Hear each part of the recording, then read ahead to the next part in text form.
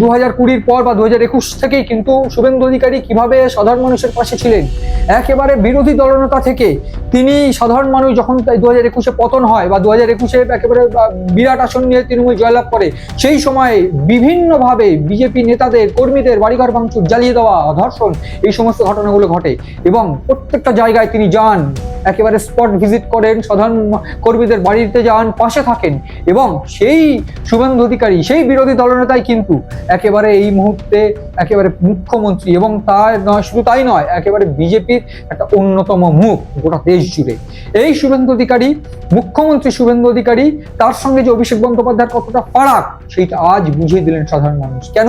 আমরা যদি দেখি সেক্ষেত্রে দেখবো যে বিরোধী দলনেতা যখন হয়েছেন তার আগে থেকে, যখন তৃণমূলের তার উত্থান, তৃণমূলের উত্থান এবং তারপর 2014-15 সাল থেকে একঘরে করা হয় এই শুভেন্দু অধিকারীকে এবং শুধু একটা সামান্য মন্ত্রী হিসাবে তাকে করে রাখা হয় এবং এই জায়গায় দাঁড়িয়ে দলের সেকেন্ড ইন কমান্ড হয়ে বসেন অভিষেক বন্দ্যোপাধ্যায়, যার রাজনৈতিক কোনো ইতিহাস নেই, যিনি মাঠে ঘাটে লড়াই করেননি, যিনি মাঠে নামেননি, যিনি কোনোভাবে সাধারণ মানুষের কাছে যাননি, সেই অভিষেক বন্দ্যোপাধ্যায়ের গাড়ির বহর, সেই অভিষেক বন্দ্যোপাধ্যায়ের সিকিউরিটির বহর তার কাছে অব্দি পৌঁছানো যেত না, তার সঙ্গে যোগাযোগ করা যেত না, সাধারণ মানুষের সাথে পেতেন না।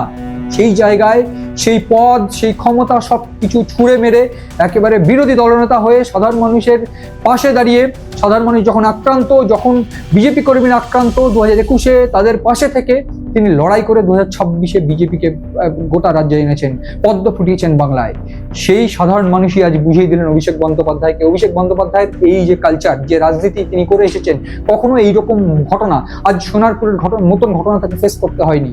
শুভেন্দু অধিকারী একাধিকবার এই ঘটনা ফেস করেছেন এবং সেইখানেই প্রমাণ হয়ে যাচ্ছে যে এই গোটা রাজ্যে রাজনৈতিকভাবে শুভেন্দু অধিকারী অভিষেক বন্দ্যোপাধ্যায় থেকে একেবারে লক্ষ লক্ষ যোজনে গিয়ে, এবং ঠিক এইটাই অভিষেক বন্দ্যোপাধ্যায়ের বোঝা উচিত ছিল।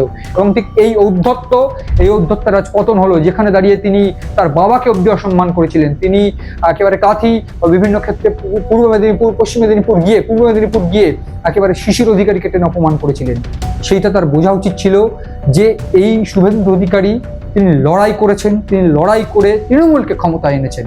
আজ সেই একই লড়াই করে তৃণমূলকে সরিয়ে দিয়ে নিজে ক্ষমতায় বসেছেন। এইটা একটা রাজনৈতিক নেতার একেবারে গুরুত্বপূর্ণ উদাহরণ, একটা রাজনৈতিক নেতার লড়াইয়ের নাম, একটা রাজনৈতিক নেতার লড়াইয়ের ইতিহাস। সেই ইতিহাস অভিষেক বন্দ্যোপাধ্যায়ের নেই। সেই জন্যই সাধারণ মানুষ তাকে একেবারে এই তার উদ্ধত্ত, যার পা মাটিতে পড়তো না উদ্ধত্তে, তাকে আজ একেবারে আকাশ থেকে মাটিতে টেনে নামালেন এবং যেটা তিনি বলেছিলেন যে ডিজের আওয়াজ শোনাবেন, তিনি ডিজে বাজাবেন, সেই ডিজের আওয়াজ কার্যত তাকে শুনিয়ে দিলেন সাধারণ মানুষ। এখন দেখার যে অভিষেক বন্দ্যোপাধ্যায় এই গোটা বিষয় পুনর্মূল্যায়ন করবেন নাকি তিনি এই শুভেন্দু অধিকারীর থেকে শিখবেন।